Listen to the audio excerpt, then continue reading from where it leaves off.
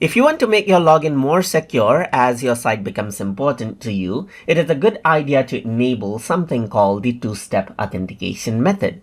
So to do that, you need to go around over here onto your profile. So let's just go around onto my profile section, and over here on the security section, you can see that two-step authentication is currently not enabled. So if I were to go around and click right here, you can see that I can set it up using an app right here or set it up using SMS as well. So let's go ahead and set it up using an app and click on Get Started. So now you can see that it says scan this QR code with an authenticator app on your mobile. So you can use Microsoft's or Google's authenticator and then scan it out on your mobile phone. Once you go ahead and scan it with your mobile phone, you'll get a one-time password in every 30 seconds. So I'm just going to go ahead and enter the password, one-time password that I got right here, just like this. And if I were to click on enable, then what happens is that it'll simply go ahead and enable that out right here. So without access to the app right here, you can see that you have these options as well. So you can utilize these 10 unique one-time use backup codes as well if you want to. So you can say that you saved and finish this code right here, and you can say all finished.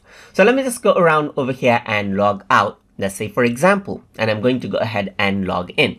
Let me just go around and choose, let's say for example, continue with Google right here, and I'm going to go ahead and choose this particular method right here and continue right here. So once I go ahead and do that, you can see that it actually asks me for a second verification, that is an authentication code. Or I can use a backup code that I have with me as well. But let me just go ahead and utilize the code right here. So it's this one. So let's just go around over here, right here, and then click on continue. And then what happens is that it'll validate it out and let me log in.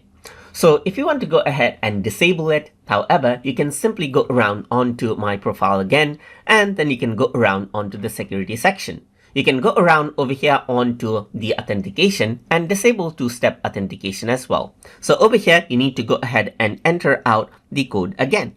So let's just go around, and I'm simply going to go ahead and then enter out the code that I see, which is 606658 right here, for example. So if I were to disable this, then what happens is that it simply gets disabled again. And that is how you can go ahead and set up two-step authentication method inside of wordpress.com. So hope you guys learned something as always. And as always, please like, comment, share, and subscribe.